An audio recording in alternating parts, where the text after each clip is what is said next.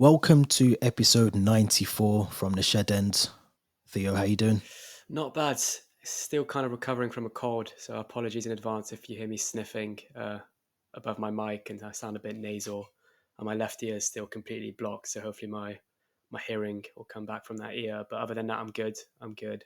Weather's been a lot better here in London, and it only seems fitting to talk about Chelsea today on the 19th of May.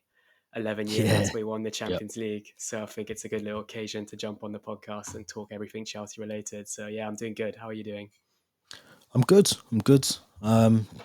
Good, productive, busy week, but looking forward to what potentially could be the end of Arsenal's chances of winning the Premier League. All at our costs, to be fair, but it is what it is. But no, apart from that, I'm good. Like you said, the weather's good. I think next week's even better. Creeping into the 20 degrees, getting ready for summer.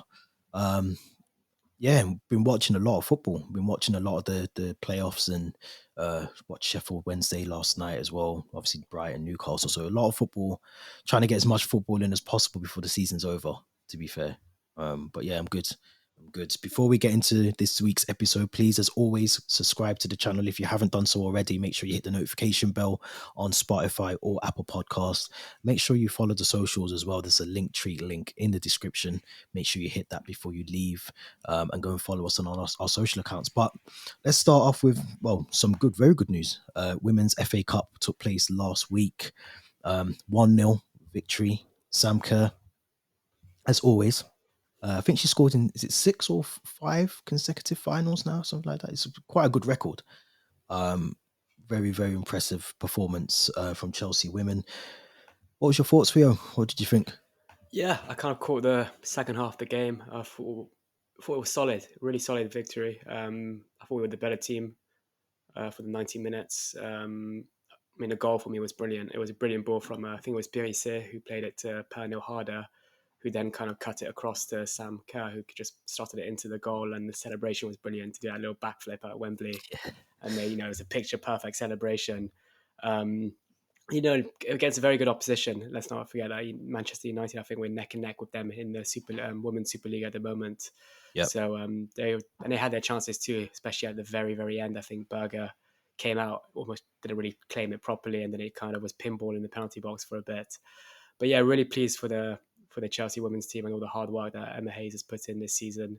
Is really is coming together now, and let's not forget that's our third women's FA Cup title in a row now.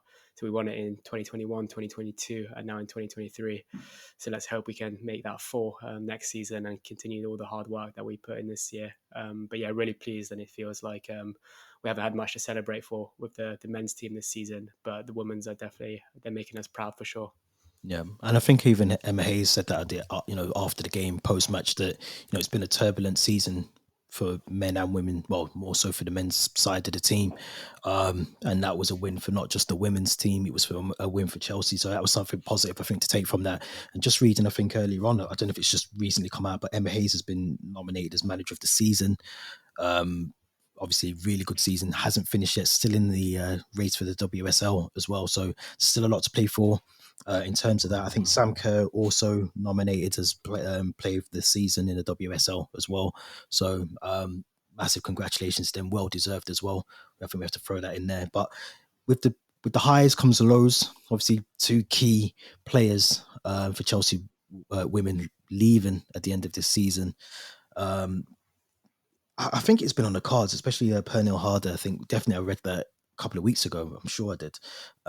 Massive, massive loss for Chelsea women. What do you think? It's a big loss. Yeah, two brilliant players. I mean, Magdalena Eriksson and Pernil Harder, two brilliant players. Eriksson's our captain as well at the Yeah, moment, and she's a brilliant player. We saw Harder putting that brilliant pass for Kerr in the final. So two great players. Um, I think maybe something that played a part in not one but both of them leaving is that I think some of us Chelsea fans don't know this, but they're in a relationship together. So yeah, maybe their next move, they want to plan it together, whether that be outside of football, whether that be their next club. But I'm sure they want to kind of do that journey together. But yeah, for us, it's a big blow. I think we signed another player recently, maybe yeah, in kind yeah, of preparation for those two leaving.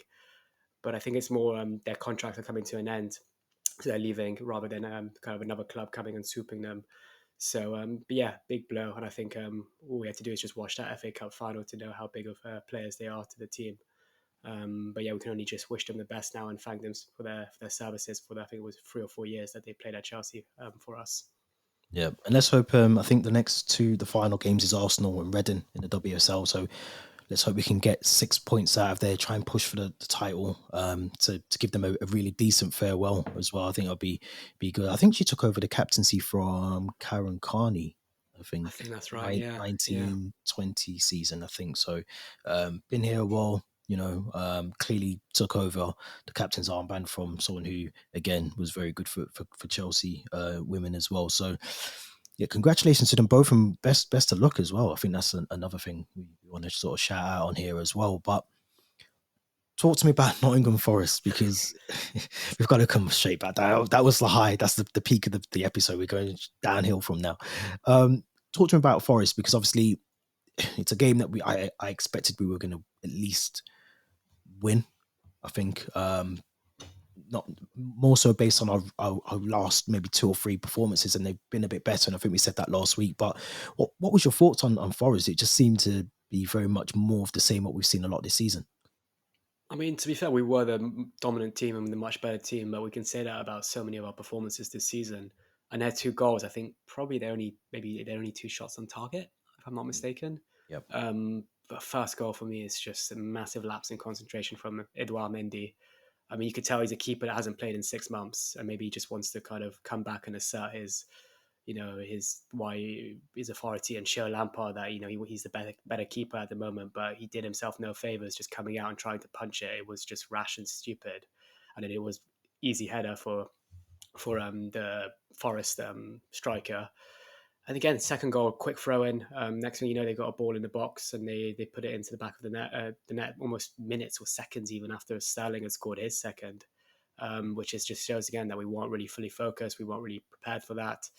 So it's very 2 silly goals to concede. And we've often praised Chelsea defensively this performance, but on that day I felt we didn't look ourselves.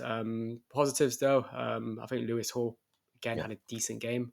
Nothing out of the blue, but he didn't look out of place at one point, and he's getting slowly growing in confidence and maturity as well. So he's definitely another player that I think will have to start against United, City, and Newcastle for our 3 remaining games. Sterling, again, pleased with him. We've seen Sterling. The big problem with Sterling this season is he's been inconsistent. That was his first goal since the start of March against Dortmund, and I think his first brace since Leicester at home back in August. So yeah, really pleased for him, and particularly that second goal. You could tell that second goal was a player that was full of confidence, and after scoring the first one, and I think that's what we need to see more of a Raz, going forward, especially under Pochettino next season, a player that is willing to take on players and penetrate into the box and have those kind of shots on goal. Loftus-Cheek as well had to come on for the injured Kovacic, and he had an impact on the game. He played that ball to Sterling for the second goal. And I'm trying to remember who was the player who put the ball in for Sterling for the first goal. But that was a brilliant pass as well. I can't remember now. It I was drinking a lot of beer. It might have been Kante or Chalova, I think.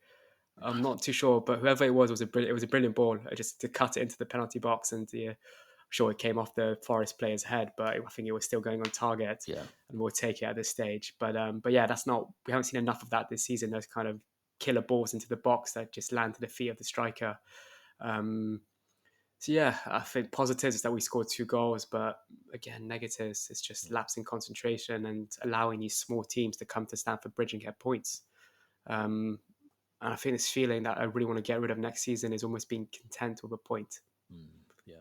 Which I think is just not right as a Chelsea fan against a team like Nottingham Forest who are fighting for survival. So I really hope that just changes in my mentality next season as a Chelsea fan. Yeah, it's difficult because I think going into these games you do expect, especially a team like Nottingham Forest, to I mean, they're out the relegation now on 34 points, so they are fighting for their survival in the league still. So it was always going to be a difficult game. You'd expect maybe even those games, maybe not. I mean, City, which we'll talk about later, but you look at United, who're still chasing top 4.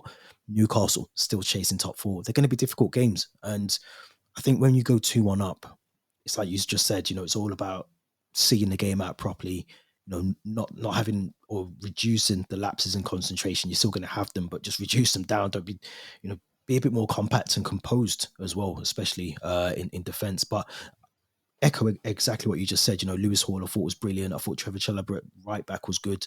Like you said, Loftus-Cheek coming in, playing a very vital part as well. Badia Shield alongside Thiago Silva, I thought, yes, didn't look great at some points, but I thought overall had a decent game. Raheem Sterling, it made sense. It made sense to line up for me personally. Mendy, I think, yeah, I don't know. I don't know what, I don't know how we've gone from when. I mean, you think back to last season. I think we were calling Mendy or saying, he's got the potential to be world class. He's playing like a world class goalkeeper. Howlers, howlers. You just can't justify them. You can't back them, defend them. He's pushing for this new contract. I see his time at Chelsea coming to an end. He's being Um, linked to Tottenham today. I'm not sure you've seen. yeah, yeah, silly man.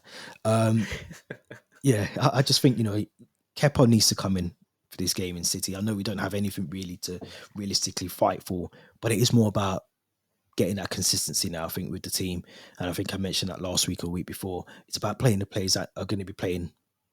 For Pochettino, bringing in Raheem Sterling, trying to get the best out of him, increasing his confidence. We got to see that on Saturday. Like you said, scoring the 2 goals, being in the right place at the right time, taking players on as well, which is something that 1v1s he hasn't been doing for us, at all. So yeah, I think we've just got to look at these next 3 fixtures as almost the start of preseason, if I'm honest, and just think, right, if we get something out of it, then great. Of course, we want to go into every game and try and win it and get 3 points, but start thinking about next season now. And you can only do that so much because obviously players will leave, players will come in. But we know the spine of the team's going to be pretty much how it is now. You look at Noni Madueke, Mudryk, Sterling, um, Enzo Fernandez, Badia Shield, Thiago Silva, Reece James when he's back, Kepa.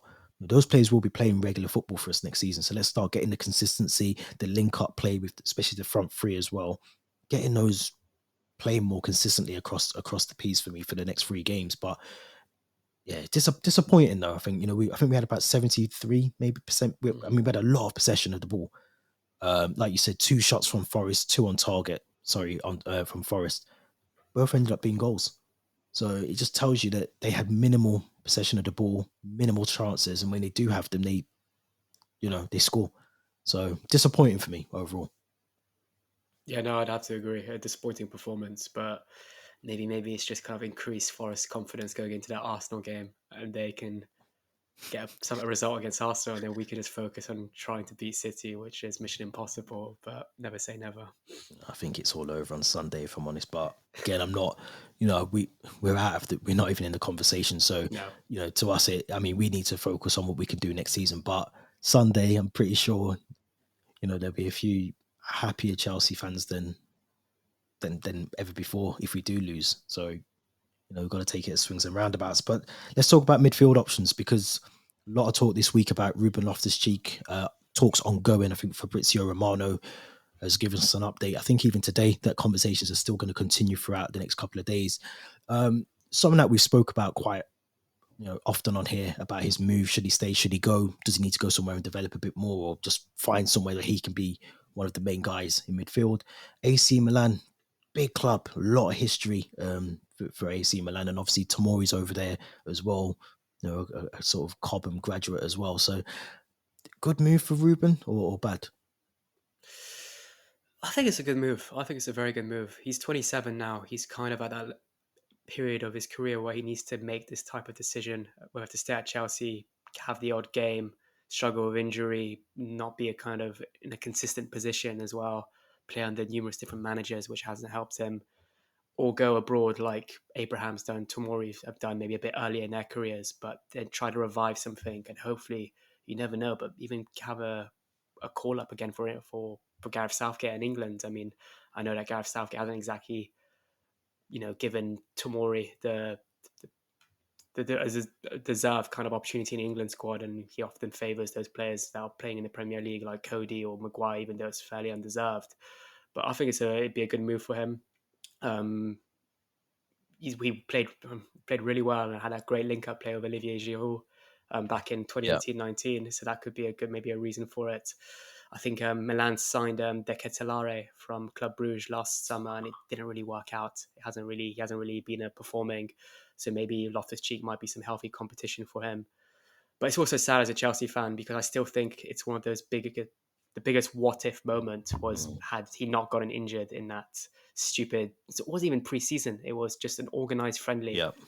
a couple of weeks before we were going to play Arsenal in Baku in the Champions League in the Europa League final, and he gets injured. He injured his Achilles, and then he came back. He missed the whole of the following season. I think his first appearance after that was against Aston Villa in that weird restart period.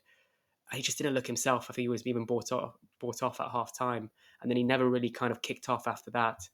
So it's a real shame for him and his kind of Chelsea career. And then I think even in that period he was injured, we bought a load of players like Havertz, Werner, Mount got a bigger kind of run in the team.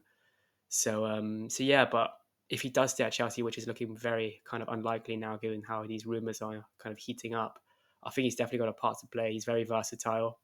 I think he's going to play a part in our remaining three fixtures with the injuries to Kovacic and Kante. So Yeah. I think Chelsea fans will really see like what he can offer in midfield when he's not played on the right um, as a right wing back or kind of out of position.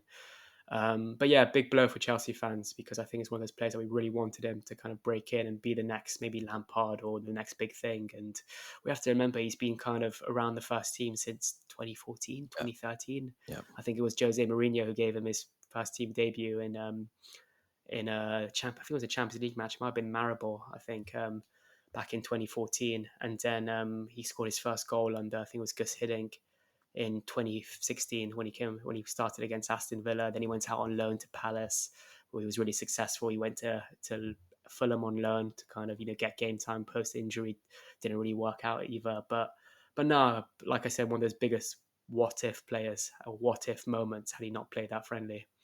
Yeah, and I mean, it's a shame for him. I've always sort of been on the fence because I think he's someone I still think has potential to go on and still be a relatively really good midfielder. I just think he's hit a ceiling, and sometimes this happens with all levels of players. I think they just hit a ceiling at a particular club, but they might go on and achieve more at another club somewhere else. And I think he's at that point where I just don't know how much game time. I mean, we're going to talk about midfield options for us shortly, but I don't know whoever we bring in because you look at Mateo Kovacic and Ruben Loftus-Cheek. Mateo Kovacic and maybe N'Golo Kante, who I spoke about earlier in the week, who might go, still hasn't signed the deal, which is a bit strange that the deal that was supposed to be on the table hasn't been signed yet by Kante. If we do lose those two midfielders, obviously Dennis Zakaria is only on loan, so you expect him to go. We're going to bring Forgot in about him. exactly, yeah. We're going to bring in some midfielders, so we're potentially looking at the midfield options of like Caicedo, McAllister, just to name a few. Declan Rice again, who's been mentioned a couple of times, although heavily linked with Arsenal. But how much game time is he honestly going to get when he's at that kind of peak critical part of his career? How much game time is he honestly going to play ahead of these players? Pochettino will clearly have an idea of who he wants to bring in and play and adapt into his style of football. Is Ruben Loftus-Cheek really going to get as much game time as he would maybe playing for AC Milan? Probably not. So it is probably a good option for him, I think, in terms of the level of game time he's going to get. And like you just said, maybe push himself back into contention. Although Tamori is probably not a really good example of that because I would say he's probably a better Mm. centre back than Eric Dyer and Harry Maguire and still can't get a game at international level. But it puts his name in the hat again, I think, probably more so than it does if he stays at Chelsea. So it's probably good for him, not development, but in terms of game time and progressing as a footballer. I think I've read he's willing to take a pay cut on what he's on now to facilitate the move. So it tells me that he's keen on the idea of going to Italy. Maybe he's had that conversation with Tomori as well. What's life like in Italy? What's the state of the football club like? All those kind of things. And it's probably just I think it's a really good move for him, but it's a shame for us because when you look at the graduates that have come out of the Cobham graduates, you love all of them to do well at Chelsea, but I suppose the door's only ajar for so many to go further on. Yeah, no, I'd have to agree, and I completely echo what you said about maybe him reaching his ceiling at Chelsea and doing what he's been able to do in the time he's played. And but maybe at this stage of his career, it's the most sensible option. I'd have to agree. Yeah, it's give me a rundown of your potential midfield options. Obviously, if we do lose N'Golo Kante, I think he's in his last year of his deal next year. I think so. You'd expect if he doesn't sign, club might want to try and cash in. And obviously, from what I read, I think Pochettino wants a squad of 24 to 25 players. So we need to trim it down if we're on 33, I think, at the moment. So if Kante does leave and Mateo Kovacic looks like he's heading somewhere as well, as I mentioned, Dennis Zakaria will potentially go back and not be signed by the club. So it leaves us very weak and empty in midfield, which is, when you look at it on paper, it's really empty. What would be your options in terms of midfielders that potentially you would like to see come in as replacements for those players departing? Yeah, watching Billy Gilmore's recent Yeah, performances don't. has been a big kick in the teeth for I us. watched him yesterday. It was But brilliant. no, yeah, that through ball for Undav was Yep. brilliant, wasn't Yep. it?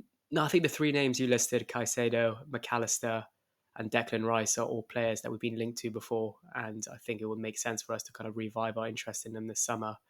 I've got a name which I think makes the most sense. It's Ugarte from Sporting Lisbon. Yep. He's 22 years old, and he's actually got a release clause of 52 million, which I think in this kind of market is sensible money for a player that he's having his kind of big breakthrough season. I think they signed him in 2021 mainly to replace João Palhinha, or who's now kind of at Fulham, and Ugarte is kind of filling in for his in his shoes. But he's a brilliant player. He's kind of a ground eater and interception specialist, which sounds a lot like what we kind of say We about need. N'Golo Kante. Yep. Um, he's got, I think that's what statistic, he's got the third highest tackles in the Europa League this season, but he's only played 2 rounds of it, or a couple or four All right. rounds of Okay. it, I think. Um, he's not the best kind of progressive passer, but he carries the ball extremely well. So again, very similar to N'Golo Kante. I think I saw a video on how Ruben Amorim sets up Sporting Lisbon, and it's this kind of weird 3-1-6 formation. And Ugarte is that single player in the one kind of solo midfielder. So yeah, so when those kind of other players coming up the pitch, and we saw it a lot of Pedro Porro, or we've seen of him that this so far at Tottenham Hotspur, is Yep. that he's very good going up the pitch, but not so good defensively. And in that kind of those first 6 months at Sporting Lisbon, when Pedro Porro would go up the pitch, Ugarte would slot in that kind of fullback role, which I think we need to do. We're going to have to do next season when we see Reece James and Chilwell, and especially Reece James against Real Madrid. At times he couldn't really follow Vinicius, could he? So if we Yep. can have that player like Ugarte could just slot into those fullback roles and almost kind of fill that void when those more fullback or offensive fullbacks want to kind of offer their support to them, or to the attackers, then I think that's brilliant. And like I said, 52 million release clause, and I think the Portuguese league is just becoming so appealing now to Premier League clubs to kind of snatch talent from. We've seen it with Enzo Fernandez, we've seen it with Darwin Nunez going to Liverpool. Yep. So I think that would be my number one choice. Uruguayan international as well. I think he was at the World Cup. So Spanish speaker, perfect for Pochettino. Perfect kind of midfield compatriot for Enzo Fernandez. And if we do actually tie Kante to a new contract, I think it's that similar styled kind of profile that maybe could fill in that 50% of the games that Kante won't be able to play, which we know he won't be able to play given Yep. his injury record. So yeah, I think I'd go with Ugarte if we want to go for that Premier League experience. Maybe the three names you listed, or even the player that Ugarte replaced in João Palhinha from Fulham, would be a sensible option as well. But I think any of those five midfielders, I think would be the perfect kind of Kante, Kovacic, Loftus-Cheek replacements. Yep. I agree. I think one name as well that I'm keen on, but I don't know how realistic it is Lavia from Southampton. Obviously relegated now, I think, aren't they, or due to be relegated, Southampton. So the only problem with Lavia, he's got a release clause that can be or a buyback clause, sorry, that can be activated next season by Manchester City for 40 million. Now, I think personally he's either going to stay in the Championship for a season, knowing he can go back to Man City.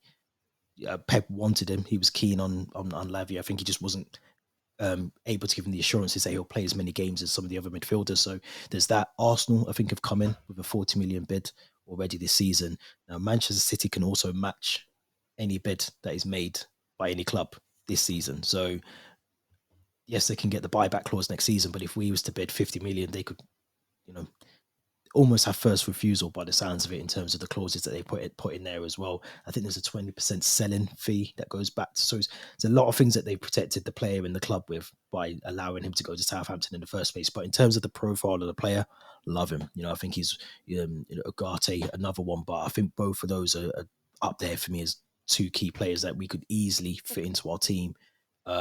Get them playing the way that Pochettino would want them to do as well. And I like the idea of having someone like Ugarte playing as just almost like a lone DM, almost as on his own. I think that would work so well, how we play, how we potentially will set up under Pochettino. I think it would work really well.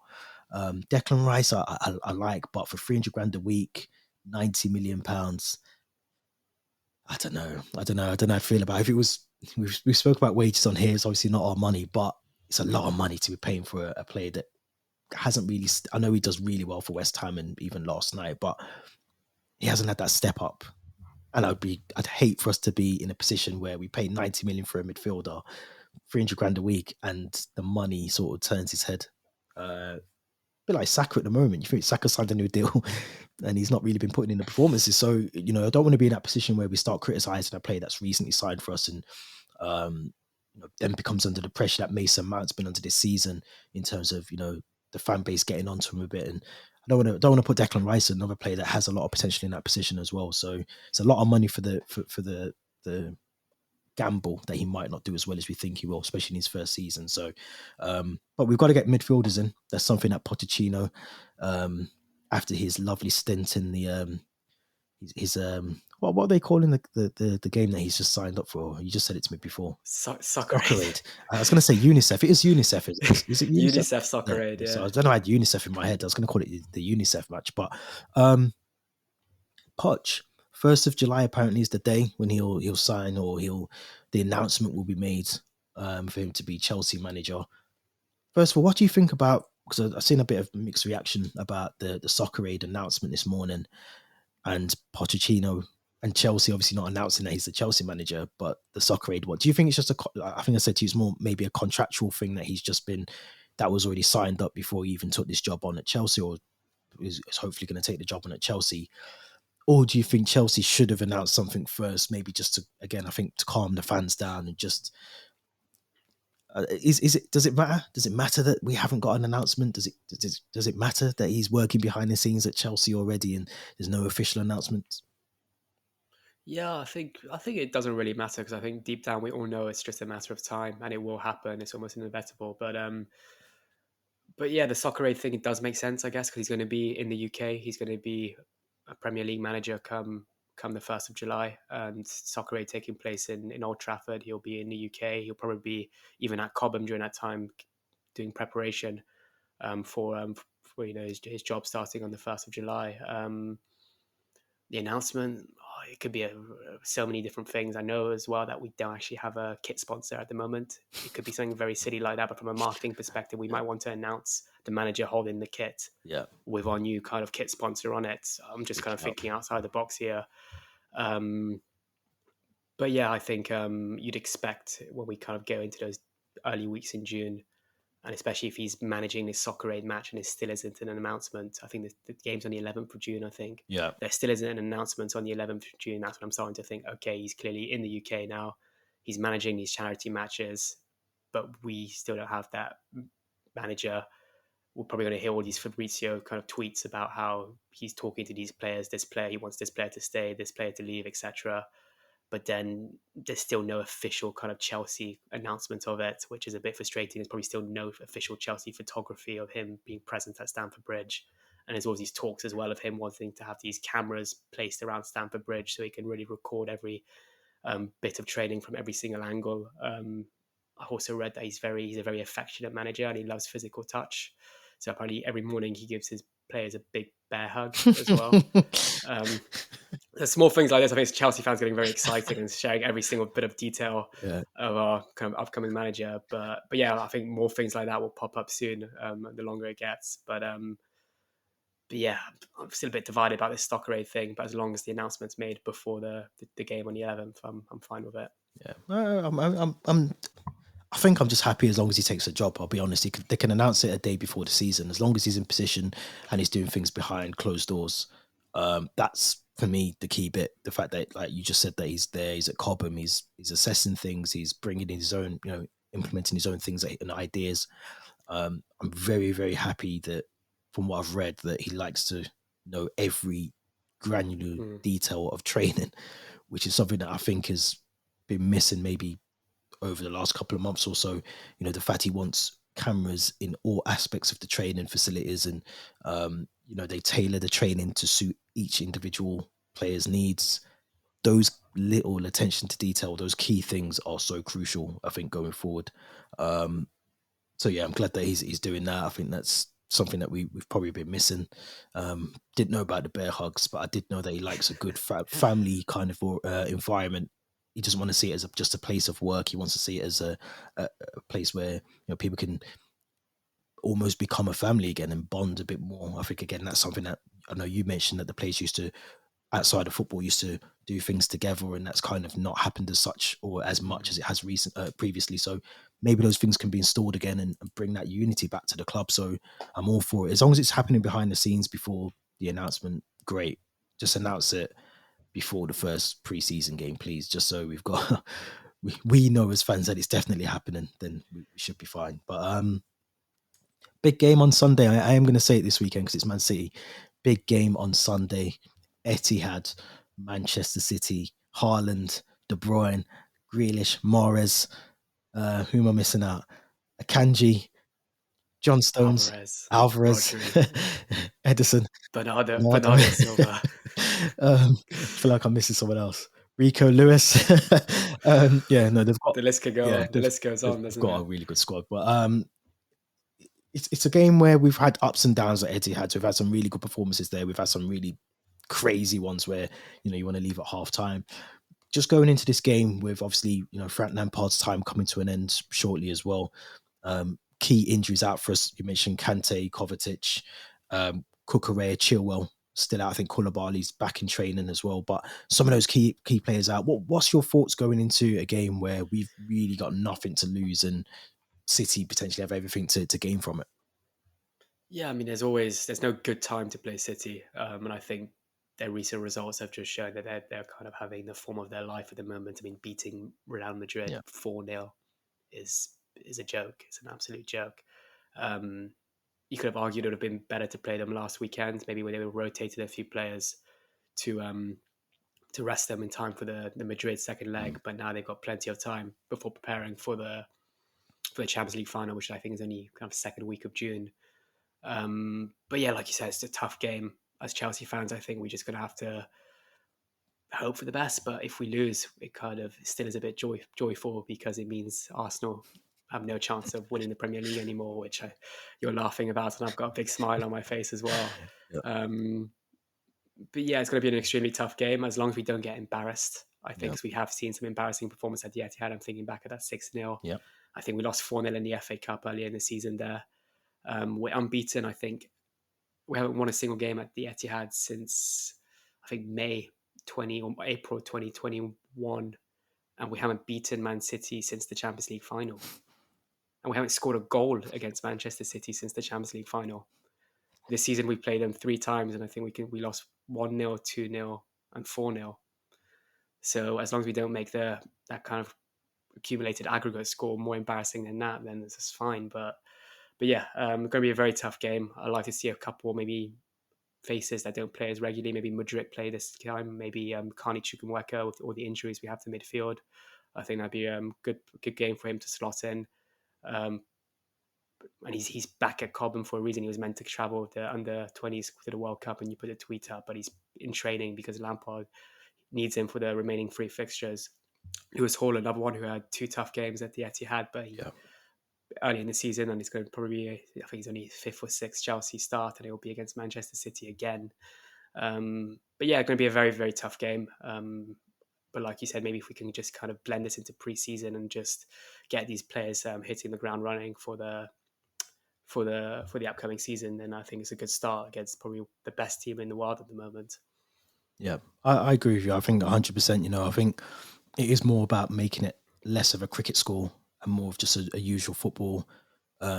score for us now. I think we just have to, and to credit Lewis Hall, it's a good point that you brought up. He had some really good chances in those games. If you remember, Yeah. he got himself into some really good spaces.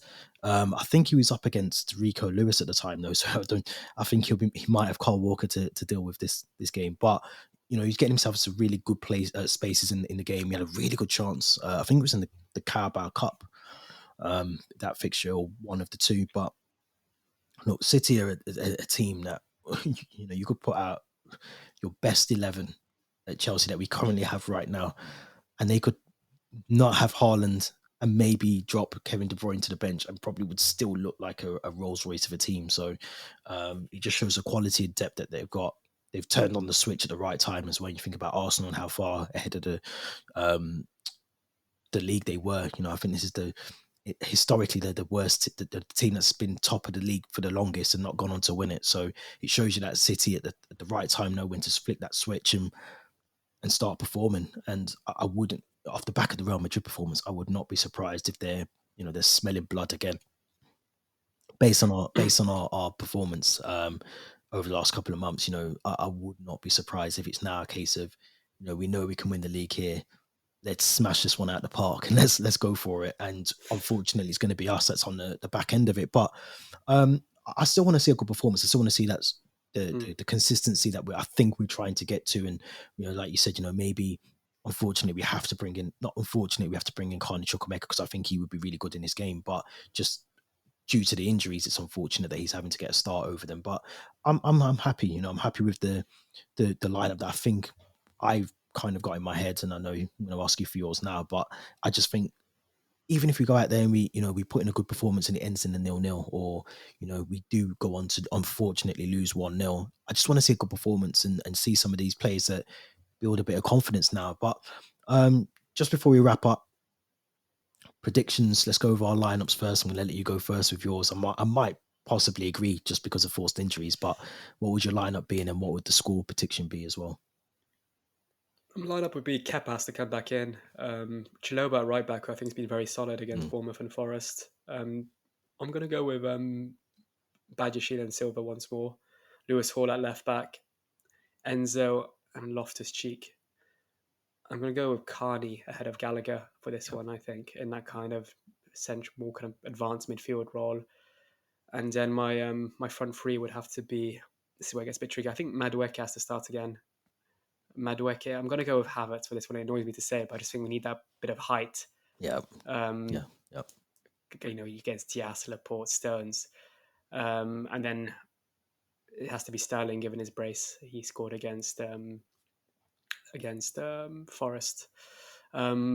Statistics of two numbers that are a bit good but also worrying going into this game is that we haven't given away a single penalty so far this season, which is credit to us. We've been disciplined. That's because we don't defend.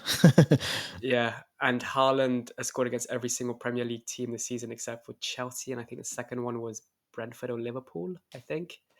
It'll change that. So you just know that Haaland's getting a penalty on Sunday.